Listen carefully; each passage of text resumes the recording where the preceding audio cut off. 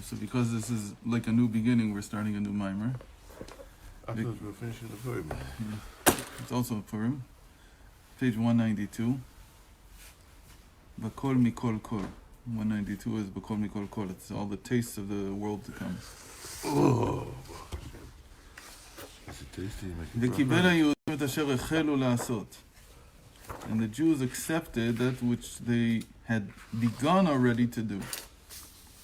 This root, Vekibel, was in last week's parsha. It only appears twice in the entire Tanakh, in the entire Torah.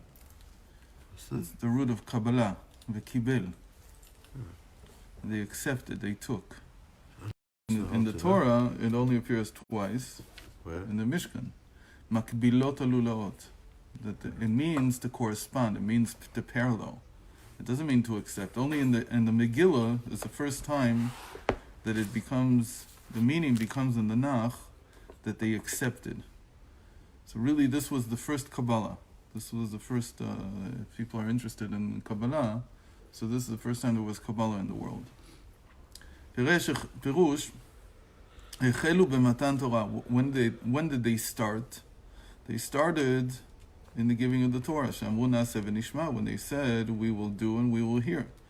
And even though the entire Torah was given in Mount Sinai, it was still called the beginning. Why? Because it was the beginning of integrating the Torah into the human existence. The Torah came down, but it took time to begin to integrate it. But in the time of Haman, we see that the sages wrote, they also used the singular, like Vayichan Sham Yisrael neged Ahar, Vekibel hayehudim. The Jews accepted as one, Kabbalah Gemura, and now it became fully integrated, became fully accepted.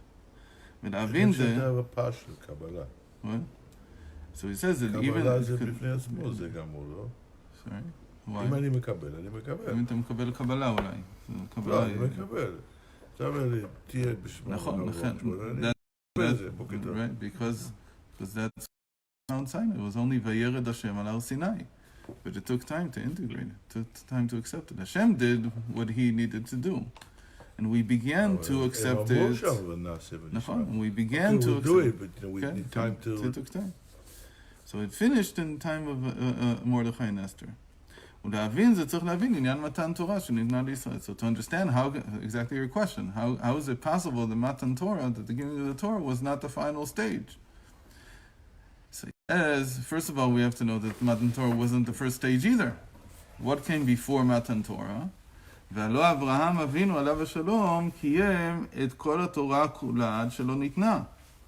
ומה זו מעלת נתינתה? So if the Torah is not something that needs to be given in order to be in the world, the Torah is the blueprint of the world anyway, whether you receive it or you don't receive it.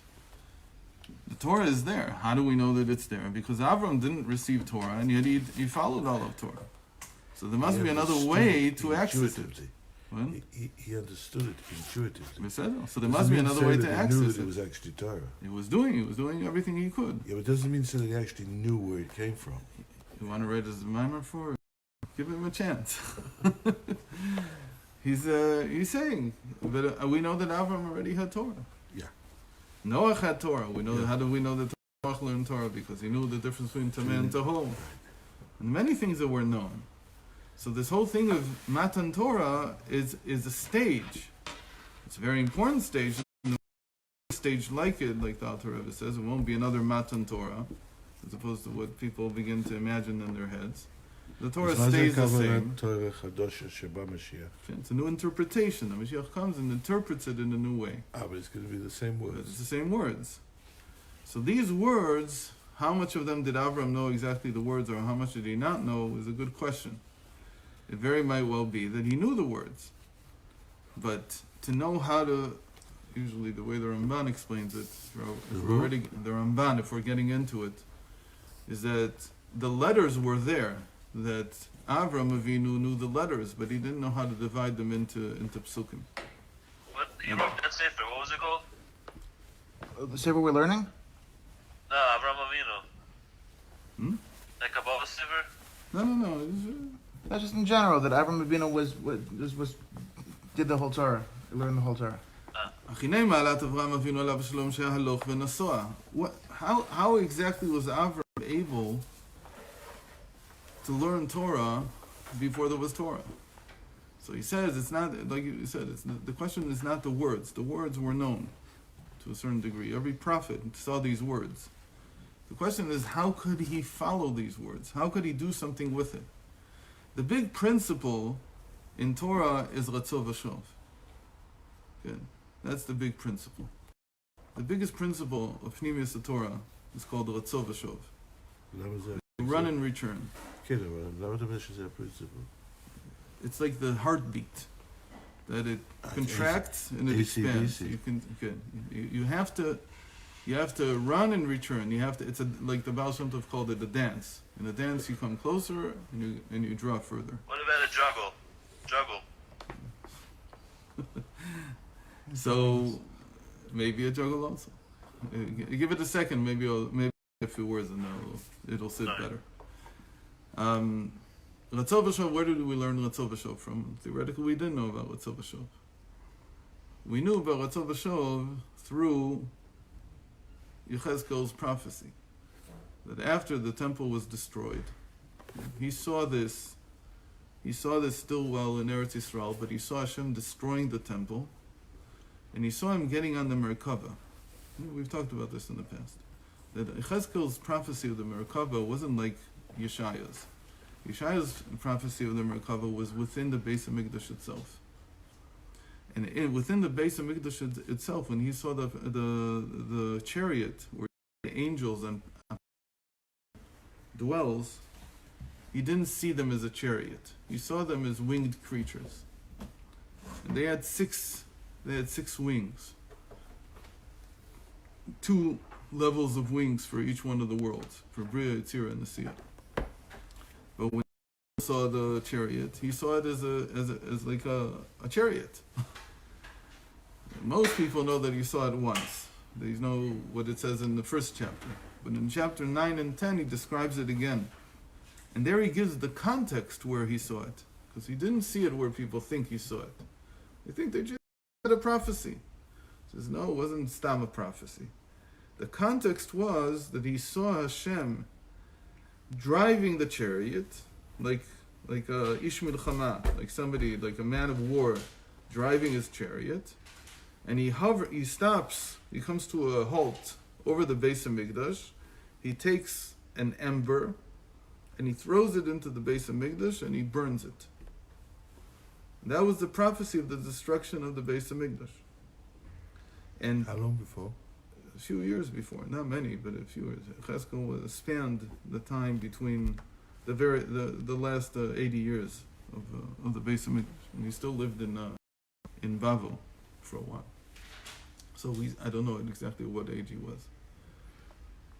And after he finishes burning it, he gets back on the chariot and he drives away.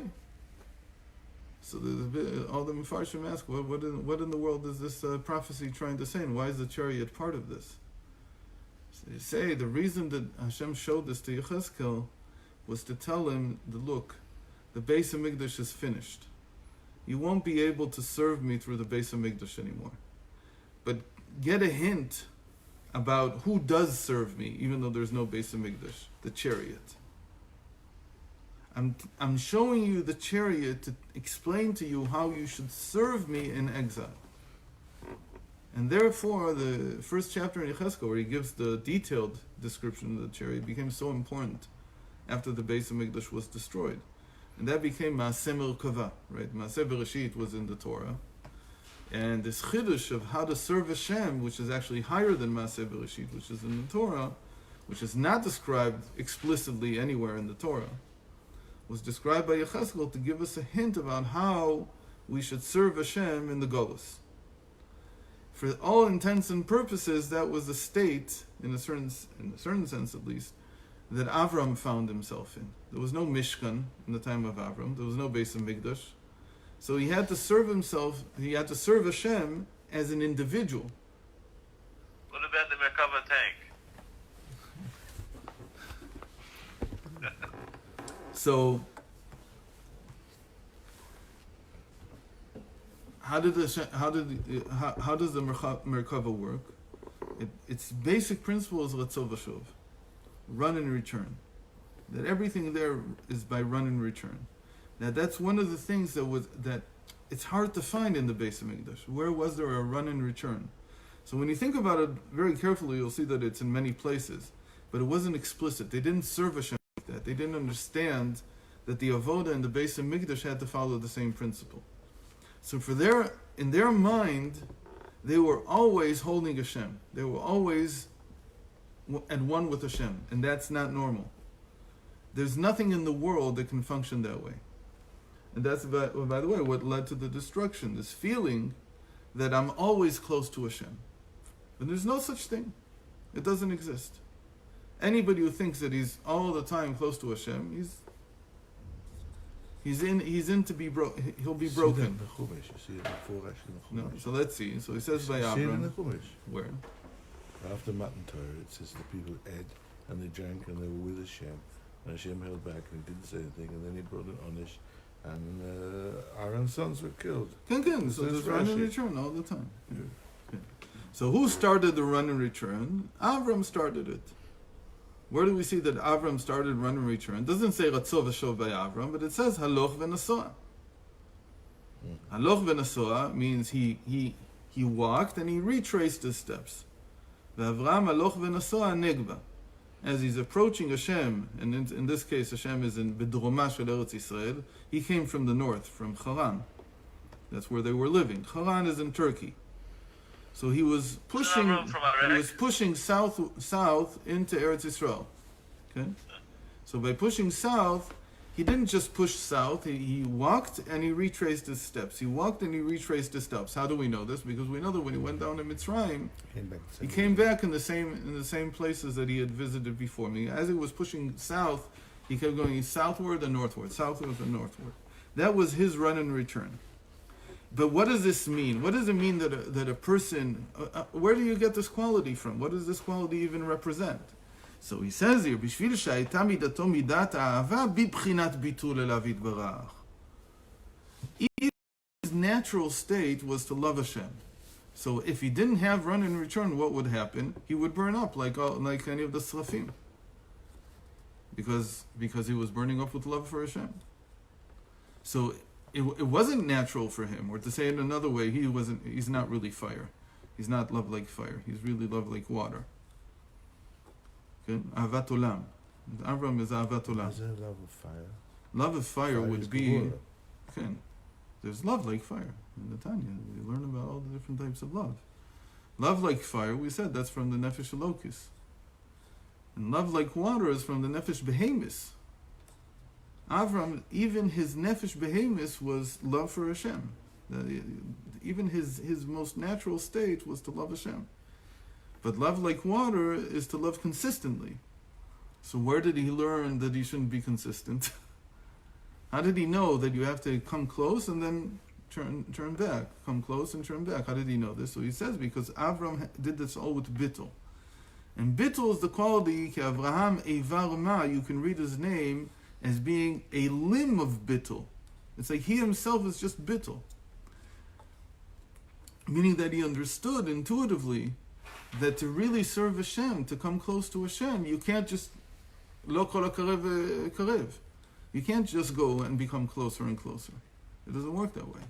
But every time you take a step back, you have to take a step backwards.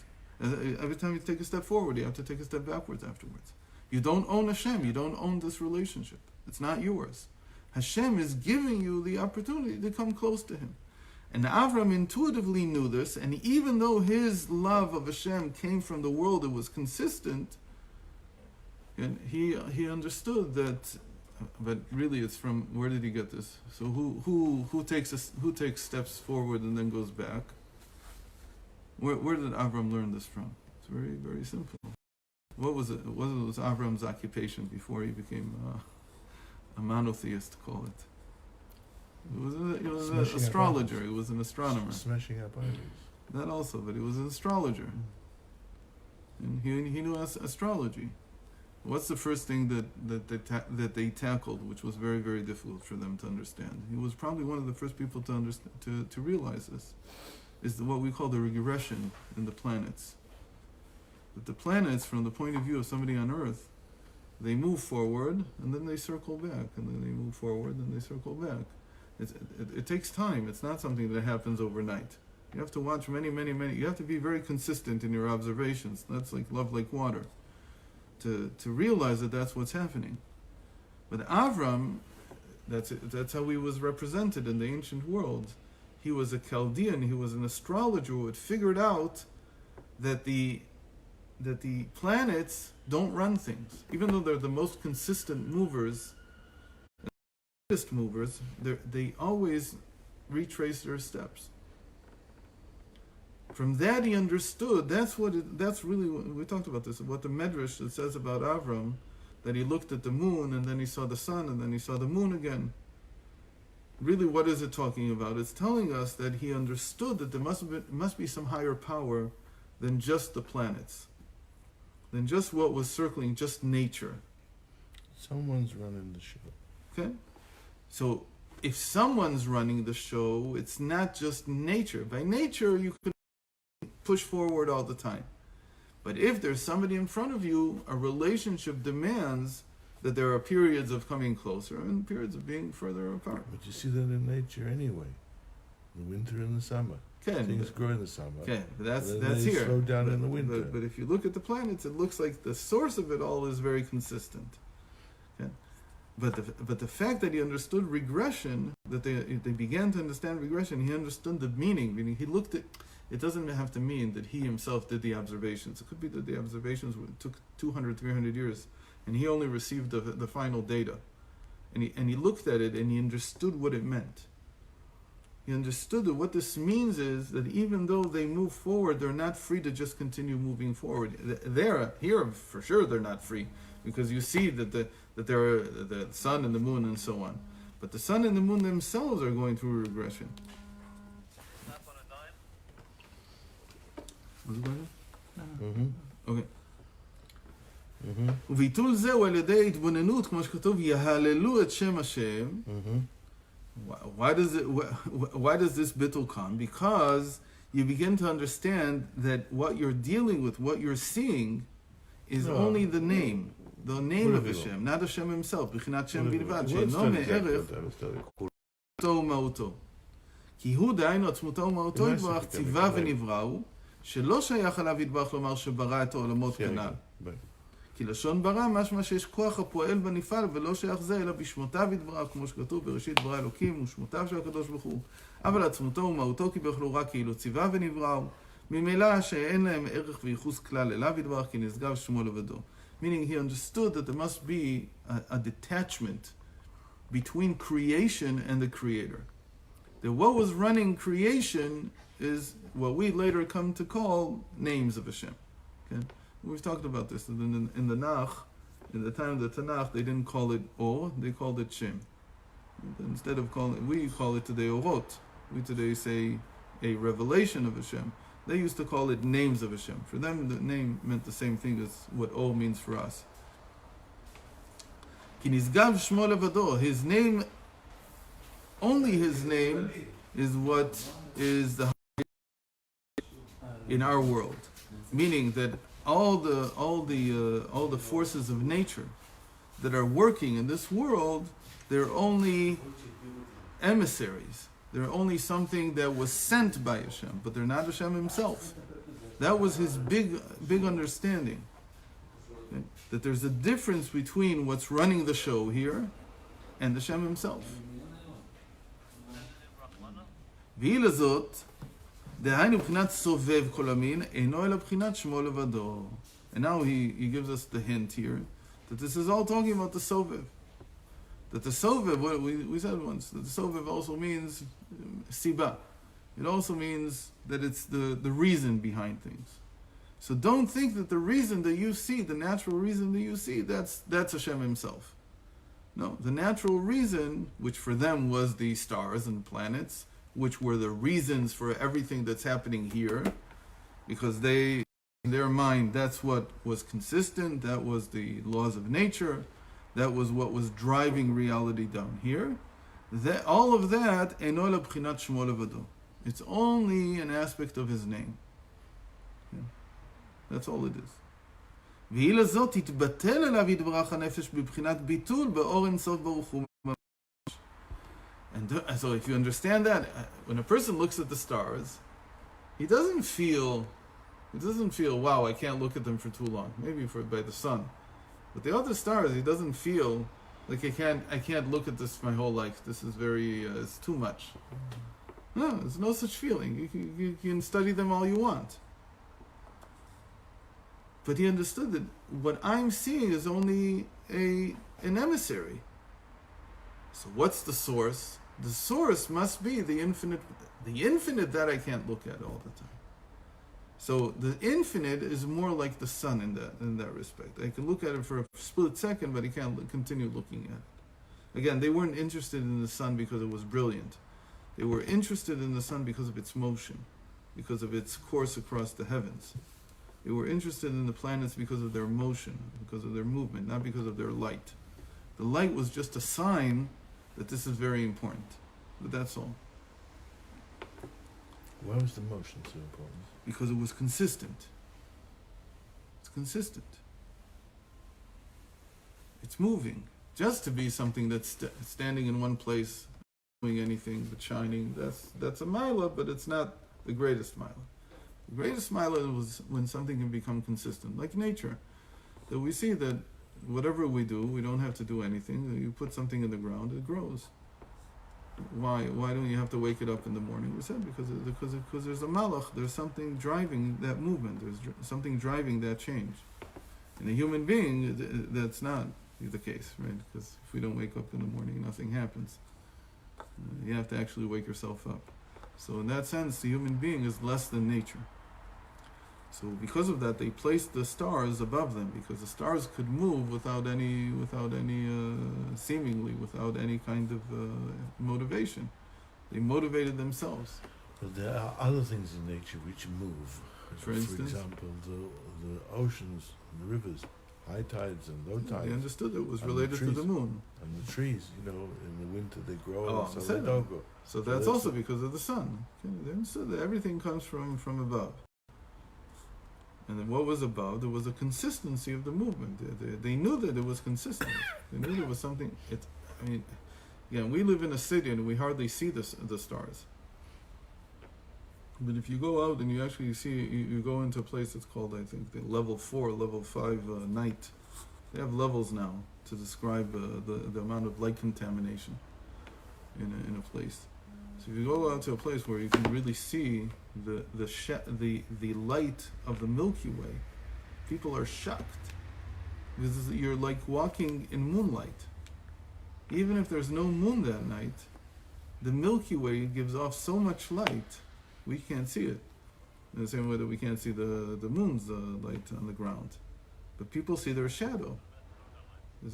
It's unbelievable when you see it. So this was very, very present in their world. It's not like by us that we don't care. Stars, not stars. You learn about them in an almanac. You don't care what they actually do or don't do. It's a very, very amazing thing. For them, it was a tremendous experience. So everything revolved around that. So Avram understood why was he so much bittul, because he understood that when I'm looking at the stars, that's not the real cause. That's not what's really behind all of this. And what's behind all of this is the Ein Sof itself, is the infinite itself. She'en koch b'nefesh le'achilat or ha'ava. There's no vessel to contain the amount of love in the infinite. And since Avram was all about love of Hashem, so he understood innately, because he had gone above the stars, he had gone to understand that there's something beyond the stars. There's a first cause that's higher than them. Then he understood that in his soul he couldn't contain such tremendous amounts of love. The only way to contain it, and this is true of every person, that if they really come in touch with their feelings, they realize that their feelings are infinite. So feelings have to be done by Ratzov V'Shova. They have to be done with run and return. What does it mean by run and return? Ki im b'bchinat Ratzov V'Shov, v'zo hayta ma'alat u'madrigat Avraham haloch v'nasoah. And Avram did this by, in his walking, coming closer and then drawing further. Meaning that when he feels extreme love, you can't just it can't just increase all the time. It increases and then it secedes. Then it goes, it becomes lessened. Otherwise, you burn up. You become like a shooting star. So where is this also true? So by the Baal Shem Tov, this became true in our meditation on Hashem, and our trying to understand Hashem. Until the Baal Shem Tov, what did they used to say? Don't try to understand Hashem. Why would you try to, how can you understand Hashem? Hashem is it. Yeah, he's incomprehensible, he's undefinable. Says the Baal Shem Tov, Tachlita idiyah shelo neda.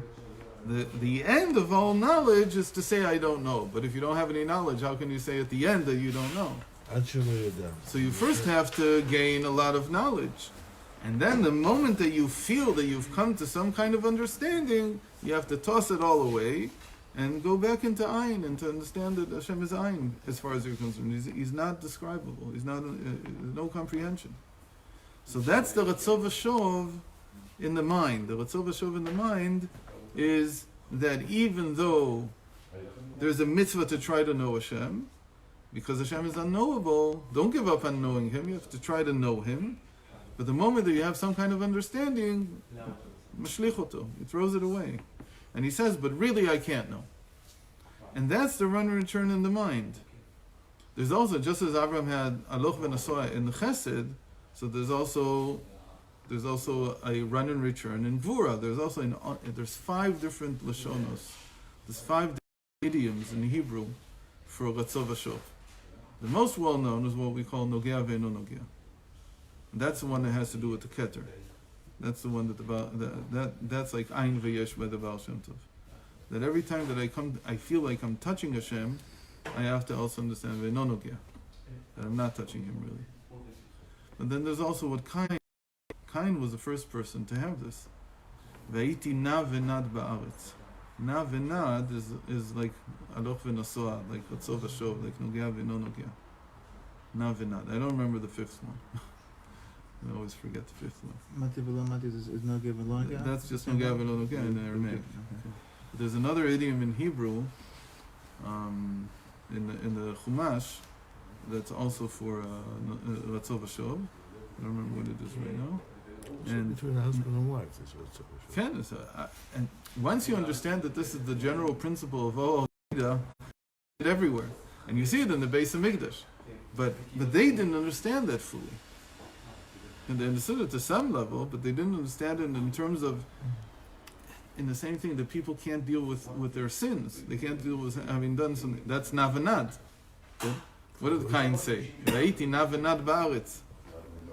Well, if you're a Baal Chet, what are you supposed to do? What's so somebody would say, just you're far away from Hashem. No, you don't understand. You're far away but then you come closer. And the two Tmidim of David HaMelech. David HaMelech is about Tshuva. Like Cain was supposed to be. Cain was supposed to be about Tshuva. Was about Tshuva. Okay? That's everything that he did was to teach us Tshuva. So what did he teach about tshuva? That chatati negdi tamid. On the one hand, my transgression is in front of me always. On the other hand, shiviti avayla negdi tamid. That even when I'm being pushed away because of my chait, I still see Hashem. I still want to come closer. So it becomes run and return. It becomes aloch v'nasa. And I'm always before Hashem. Meaning I'm always going back and forth like in a dance. I never turn my back to Him. So this was Avram's natural understanding of what bittul is. This is what bittul is. His ability to contain the infinite. And how did he do this? By accessing this secret, call it, of Ratzov Shov, of run and return, of a pulse. That all of life is a pulse. By the Baal Shem Tov, it wasn't just Ein V'yesh. And Reb Isaac writes in his letters that by Chassidim, the most important runner and return is God is Aletz, and Aletz is God. That God is everything, and everything is God. That's a run and return of Hashem in the world. That sometimes I understand that God is everything, meaning that there's only Hashem, there's nothing else. And some understand everything is Hashem. But it's a run and return of avoda in Chassidus. Chassidus. I think we need to finish even though there's no minyan yet. So B'ezrat Hashem will continue tomorrow. This is very important. This is about the Torah before there was Torah. We still haven't gotten to that part. Now he's going to explain what this means. That Avram kept the Torah. He knew the Torah. Very interesting.